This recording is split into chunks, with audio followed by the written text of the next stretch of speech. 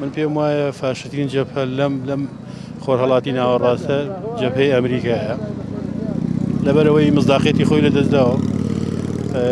ئەمریکا وەکو هێزێکی فعال لەو ناوچەیە تقریبا سەمع و کەرامەتی خۆشی لەدەستداوە.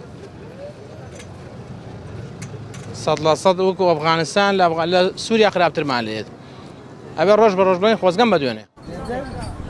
گەڕانەوەی هێزەکانی ئەمریکا بۆ کورد بە باش نابینم. خۆتەزانی ئێستا زروفی ئێستای کورد خۆی هەرخۆی نالەبارە نایەگرتووی حیزبەکانی ئێمە و عەرەب هیچ کاتێ جێگای سیقە نییە. منوەکو خۆم زۆر پێم ناخۆشە و هیوادارم ئەو فشارە دروست بێ لە کوردستانە داوە لە قونسڵی ئەمریکا بکرێت کە ئەمریکا بە هیچ شێوەی عێراق بەجێ نەهێڵێ و ئەگەر عێراقیشی بەجێ هێشتا ڕادێک هیچ نەبێ کوردستان بەجێ نێڵێ چونکە ئێمە هێشتا نەگەشتوونەتەوە ئاستە کە دیفاعی ڕاستەوخۆ لە خۆمان بکەین تا لە ئاسمان و لە ئەرزۆ لێمانە درێ. ئەوە درێ ناگەڕێتەوە ئەمریکا.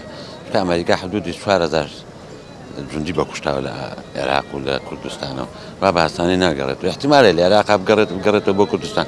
ئەگەر ئەوە ڕاست بێ بگەڕێتەوە خەتەرێکی گەورەیە هەم بۆ سەر عێراق و هەم بۆ سەر کوردستانیش. بەس قەس حەز ناکەم لە هەرێمی کوردستان بکچێتەوە. ئەوە ئێمە هێزی ئەمریکا نەکشاوەتەوە بە درۆن و بە سارۆخ و لێرە شەکەنە سەر پایتەختە جوانەکەی هەرێمی کوردستان. هەبوونی ئەگەر بمێنێتەوە شتێکی باشە بۆچی ترسناک کاتە زیاتر ترسی لەسەر ئەبێت.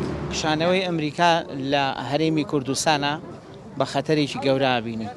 چکە ئێستا ئەمریکا وا لە هەولێرە وا لە سلێمانیە درۆنەکانی تورکیا و ئێران بەسەرماندا جیڤەیە وەکو بارانی بەهارە بارێ.